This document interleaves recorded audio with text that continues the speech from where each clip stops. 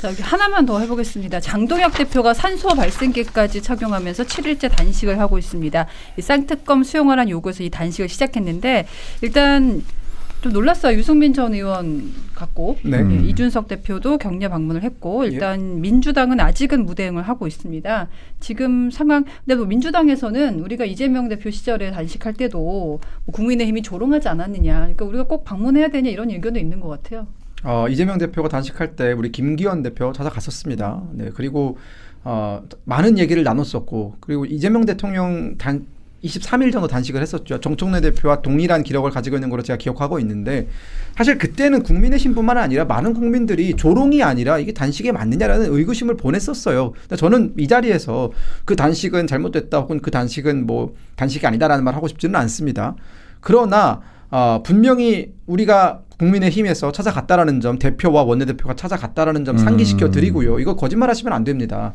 그리고 지금 장동혁 대표 같은 경우에는 제가 옆에서 지켜본 바에 따르면 정말 FM대로 단식을 하고 계세요. 이준석 대표도 오늘 얘기했잖아요. 장동혁 대표의 이 진정성에 대해서 의문을 가질 수 있는 사람은 없을 거다. 이런 말 자체가 결국은 지금 지켜본 모두가 다 이 사람은 정말 진심으로 단식을 하고 있구나라는 것이고 이 산소 포화도가 지금 굉장히 낮아져가지고 원래 이게 90 아래로 내려가면은 생명의 위협이 있거든요. 뇌에 문제가 올 수 있어요. 맞습니다. 뇌에 산소 공급이 안 돼서 착시 현상이 오고 이제 여러 가지로 많은 어떤 문제를 야기시킬 수 있거든요. 그러니까 우리가 에베레스트 같은 거 오를 때 산소 호흡기를 달고 가는 이유가 에베레스트 정상 부근에는 산소가 없기 때문에 사람들이 착시를 일으켜서 잘못된 길로 가고 막 그러거든요. 근데 이런 부분에 대해서 지금 야당 대표가 어떻게 보면은 경각에 달린 상황에서도 처절하게 이걸 하고 있으면 무슨 뭐 가지고 올 보따리가 없더라도 와서 얘기는 들어줄 수 있는 거 아닙니까? 지금 청와대 정무수석이 바뀌었죠. 홍익표 전 의원으로 바뀌었는데. 그분은 그래도 좀 사이가 좋은 쪽 아니에요? 민주당에서. 그러니까 오늘 그분이 민주당 원내대표, 당대표 다 만나고 이제 돌아갔다. 인사차례를 했다라고 들었는데 인사치레를. 단식 현장에 왔어야죠. 근데 저는 안 온 부분에 대해서 물론 뭐 물밑에서 협상이 있다라고는 제가 좀 알고 있는데 뭐 조율을 하고 있다라는 건 제가 기사로 봤는데 더 늦기 전에 왔으면 좋겠다. 저는 이재명 대통령이 기자회견에서 장동혁 대표 단식 뭐라도 얘기는 할 줄 알았는데 이런 방법 없었어요. 그것도 그렇고요. 왜 질문을 안 해요? 기자분들이. 장동혁 대표에 대해서 단식 어떻게 생각하십니까? 내지는.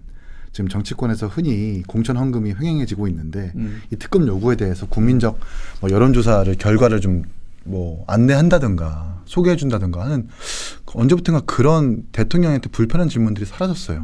그리고 그냥 대통령이 하고 있는 주요 정책들 이게 너무나 데자뷰예요. 이재명 시장이 신년 인사회 때 각 49개 동을 돌면서 본인의 무상정책 내지는 유리한 정책에 대해서만 질문하게 하는 그 모습과 지금 대통령 대국민 신년 기자회견 하면서 받는 질문의 어떤 모양새가 되게 비슷하거든요. 이번은 뭐 사전 조율한 건가? 질문을 아니면 모르겠습니다. 모르겠는데 사전 조율이지 않았다면 이렇게 불편한 질문들이 안 나올 수가 없잖아요. 여기 매일신문 기자 안 갔나요? 출입도 안 되는 거 아니에요? 안 나온 건 매일신문 기자 갔어요. 네, 갔는데 네. 다른 걸 질문한 것 같고 사실 그런 것들을 물어봐야죠. 정치권에서 결국 특검도 대통령이 임명하는 거거든요. 그냥 단순히 정치권의 일이라고 해서 따로 떼어놓을 수 없는 사안입니다.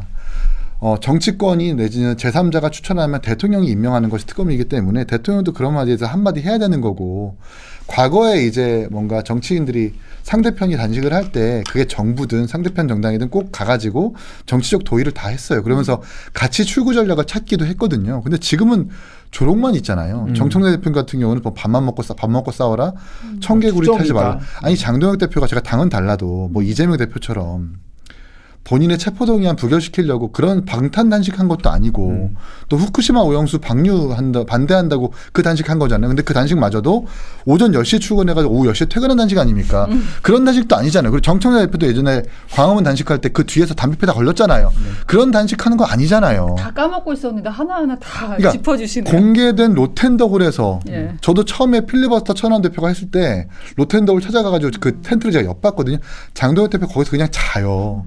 공개된 장소에서 그냥 FM대로 단식하고 있단 말이에요. 그러면 정치권 정직하게 좀 가가지고 위로도 하고 격려도 하고 특검 기조에 뭔가 변화나 전환 기조가 없다 하더라도 격려하는 것이 도의고 예의일 텐데 이제 완전 그런 금도가 사라진 것 같습니다. 근데 이건 별개로 장동혁 대표가 지금 건강이 안 좋긴 하잖아요. 당에서도 뭔가 좀 출구 전략을 마련해야 되는 거 아니에요? 이제 뭐 내일 정도는 강제로라도 병원에 이송시켜야 되는 거 아닙니까?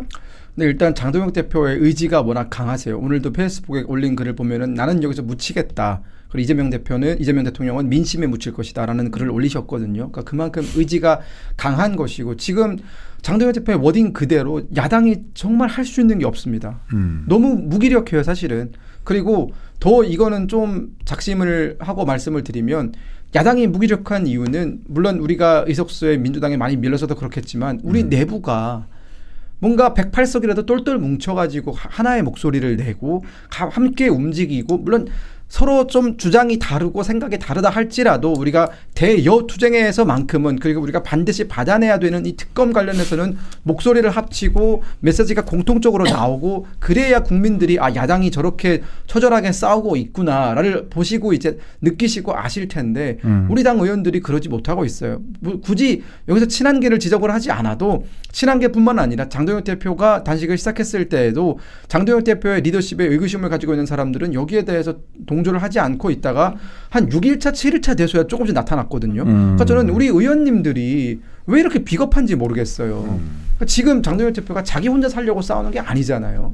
이 특검을 받아내야 우리한테 그 다음에 정치적인 행보가 있는 거고 출구가 있는 건데 방금 앵커께서 출구 말씀하셨지만 우리한테 출구는 그 특검을 받아내는 것 말고는 없습니다. 이것도 받아내지 못하면 더불어민주당과 이재명 정부가 야당을 얼마나 우습게 보겠습니까?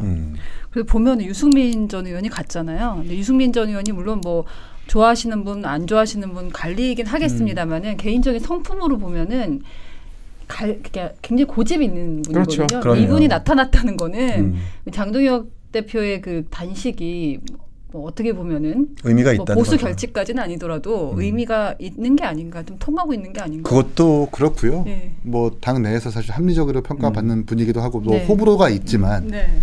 장동혁 지도부에 대해서 무슨 뭐 윤호 개인 지도부다 각종 평가가 많잖아요. 그럼에도 유승민 의원이 갔다라고 하는 것은 대여투쟁, 특히 이 김병기, 강선우, 김경으로 이어지는 정말 전대미문의 심각한 이 공천원금 비리에 대해서 이번이 아니면 안 된다라는 경각심을 가지고 계신 것 같아요. 그리고 앞서서 투쟁하는 장동혁 지도부에 힘을 실어야 되겠다라는 판단이 섰던 것 같습니다. 그러니까 직접 오셔가지고 건강 차리고 이제 단식 그만하고 이제 같이 싸우자, 지휘관의 역할을 하자라는 이준석 대표의 말도 있었는데 그런 어떤 여론을 만들기 위해서 행동하신 것 같습니다. 지금 특검에 대해서는 국민의힘은 신천지랑 통일교랑 별도로 해야 된다는 거고 민주당은 같이 해야 된다는 거잖아요. 그러니까 뭘 생각하는지 알겠어요. 이제 국민의힘 같은 경우는 통일교 같은 경우는 민주당도 관련이 뭐 전재수 장관이라든지 그렇죠. 있기 때문에 물타기가 안 되도록 분리해야 된다는 것 같고 뭐 민주당 같은 경우는 그냥 종교와 정치의 유착으로 몰고 가기 위해서 같이 가자 이렇게 하는데 여기에 신천지 개입 의혹에 특히 홍준표 전 시장이 가세를 했단 말이에요. 윤석열 후보가 신천지에 10만 표 몰표 덕분에 후보가 됐다라고 밝혔는데 1,000원만 내면 투표권을 주는 규정 변경이 특정 후보를 위한 것이라는 주장을 했어요. 이거 어떻게 들으셨습니까? 저는 뭐 누구나 다 주장은 할 수 있다라고 보고요. 물론 이 부분까지도 의구심이 있다면 수사를 해야 되는 부분이다라는 생각이 들고 저는 신천지 특검을 주장하는 거에 대해서 우리도 받을 수 있다라는 생각이 들고 송원석 원내대표가 오늘 신천지 특검도 이제 받자라고 했어요. 다만 이거를 신천지와 통일교 특검을 묶어서 하지 말고 별개의 특검으로 하자고 해서 신천지는 신천지대로 특검을 하고 통일교는 통일교 특검을 하자. 근데 이렇게 주장을 한 이유가 결국은 이 통일교 특검이 어떻게 보면 주된 우리의 주공 방향인데 예. 이걸 묶어서 하게 돼버리면은 사실은 메시지가 굉장히 혼선돼서 나올 수밖에 없는 것이고 누가 정확히 어떤 잘못을 했는지에 대해서 국민들이 알아보기가 쉽지 않기 때문에 신천지는 신천지대로 따로 하고 여기에 더해서 이제 통일교 특검은 통일교 특검대로 하고 저는 그리고 사실 대순진리회 사건 관련해가지고 2014년 그 이재명 당시 성남시장이 선거할 때 대순진리의 도움을 많이 받았다라는 다양한 형태의 증거들이 있거든요. 사진도 뭐 하나 사진도 나왔던 있고 거 예, 증언도 있습니다. 네. 심지어 그런 부분에 대해서 이제는 우리 정치권이 이런 특정 교단, 특정 종교와 결탁을 해가지고 도움을 받는 혹은 대가성의 어떤 여러 가지가 오고 가는 이런 부적절한 관행을 끊어내기 위해서라도 다 이걸 특검할 필요가 있다는 생각이 들어요. 이 종교 유착 프레임에서 자유로운 당은 개혁신당밖에 없지 않나 싶은데.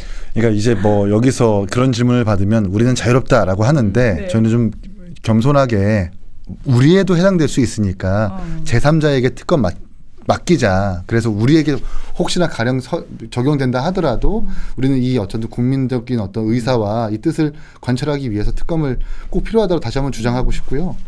전 대순진리의 특검도 필요하다고 생각을 해요. 다만 대순진리의 특검 따로 신천지 특검 따로, 통일교 특검 따로. 그래야지만 특검이 제대로 돌아갈 겁니다. 왜 특별 검사하겠어요? 이것저것 다 중국집 하나 있는데 전화기 많이 넣는다고 그게 좋은 메뉴들, 좋은 제대로 된 운영이 아닌 거잖아요. 특별 검사의 취지 그대로 수사의 범위와 대상을 정확하게 하나로 한정해 놓고 하는 것이 정확한 진상 규명이 가능할 것이라고 말씀드리고 싶습니다. 이거는 이기인 사무총장 개인 의견인가요? 아니면 개혁신당에서도 따로따로 해야 된다고 생각하는 건가요? 개혁신도 마찬가지예요. 네. 네, 똑같습니다. 또 저는 그 이기인 사무총장님의 방금 전에 표현이 매우 적절했다는 생각이 드는 게 지금 2차 종합특검이 딱 그런 특검이거든요.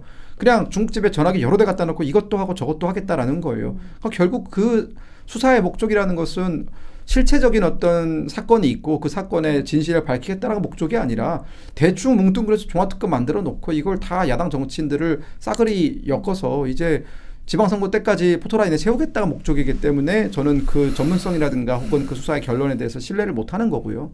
마찬가지로 밝혀야 될 의혹이 있다면 그것에 집중해서 밝히는 것이 훨씬 시간도 절약하고 효율적으로 실체를 들여다볼 수 있는 길이다. 다 묶어서 할 경우에 특검을 다 묶어서 할 경우에는 보수 쪽만 뉴스가 계속 뽑아져 나올 것이다. 묶어서 하면 예. 신천지는 그렇죠. 안 하고 통일교만 할 수도 있고 아니면 신천지만 하고 통일교는 안 할 수 있어요. 어쨌든 정치권의 어떤 여론을 만들어서 그게 왜 그러냐면 뭐 국민의힘한테 신천지 관련 뭐 입당 요즘 보도가 많이 되고 있잖아요. 그와 별개로 뭐 민주당 한준호 의원 같은 경우에도 고양시에서 신천지 위장단체라고 하는 청년생각이라는 그 단체의 지부장과 한 6개월 동안 같이 방송을 한 적도 있었었고 과거 이해찬 민주통합당 대표가 신천지와 관련된 언론의 창간 3주년 기념사에서 다양한 종교는 존중받아야 된다라는 축사를 하기도 했었어요. 그러니까 여야 할 것 없이 신천지라고 하는 특정 종교는 발을 다 걸치고 있는 겁니다. 근데 그걸 알고 있다면 종합특검이라는 그 뭉뚱거린 특검으로 본인들한테 불리한 특검은 조금 수사 대상 밀어놓고 본인한테 유리한 정적주기 특검은 좀 확실하게 하는 그런 의도로밖에 좀 해석이 안 되는 거거든요. 그건 예. 적절하지 않죠. 핵바라기님이 이기인 총장님을 찾아 종일 헤맸는데 여기서 만나서 반가우시대요. 왜 찾아 헤매셨죠? 고맙습니다. 예. 자, 저 1타 뉴스 제가 오늘 대신 진행을 했는데 오늘 뭐 다 다루지는 못했어요. 네. 뭐 하시고 싶으신 말씀 있으신가 오늘? 마지막으로 드리고 싶은 예. 말씀은 이 부분을 명확히 하고 싶어요. 그러니까 장동혁 대표가 당대표 선거에 나올 때 우리 국민의힘의 분위기가 어땠냐면 어느 누구 예를 들어서 중진이라는 사람들 3선 4선 달았던 사람들 당에서부터 많은 신임을 받고 당원들의 많은 신임을 얻어서 중진이 됐잖아요. 그러면 뭔가 우리 당이 어려울 때 책임을 지고 나와야 되는데 당대표 선거 때 어차피 이 선거는 진다. 지방선거는 진다. 그러면 괜히 내가 나가서 독박 쓸 바에는 다른 사람 한 명 나와서 희생양으로 세우고 지방선거 끝난 다음에 당을 먹는 게 즉 총선 이 공천권 행사할 때 당대표에 나가는 게 이득이다라고 하면서 어느 중진도 나오지 않았거든요. 그런 상황에서 장동혁 대표가 1.5선이지만 나와가지고 지금 어떻게 보면은 투쟁의 깃발을 세우고 싸우고 있습니다.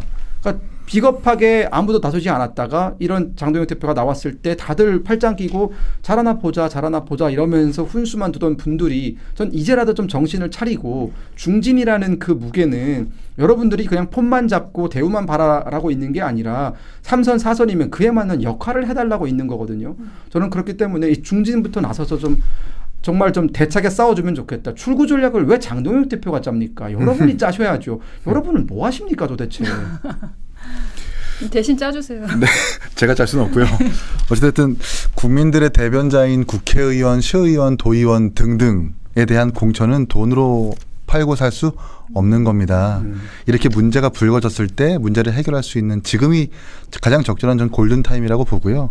민주당도 정치개혁 차원에서 장동혁 대표의 단식을 조롱만 하지 말고 그 대승적인 취지를 공감하셔가지고 이 특검에 대한 어떤 입장을 전향적으로 바꾸셨으면 좋겠다는 말씀드립니다.